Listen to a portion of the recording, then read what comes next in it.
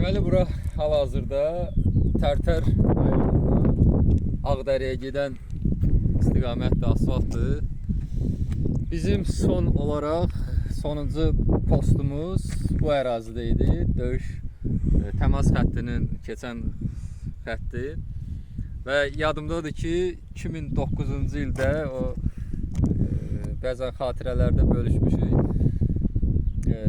Burada biz bu istiqamətdə bizim postumuz var idi, döyüş postumuz var idi və hər zaman buradan o Şamlıq istiqamətinə, Ağdərə istiqamətinə baxmaq olmurdu, amma müşahidə cihazları var idi, bəzi müşahidə yerləri vardı ki, oradan baxırdıq ki, görürsən biz o torpaqlara necə gedəcəyik, ümumiyyətlə o tərəfə getmək mümkündürmü?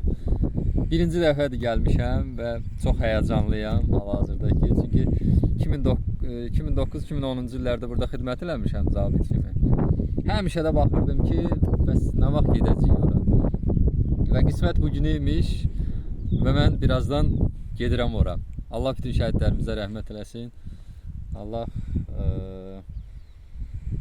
bu xalqa kömək olsun.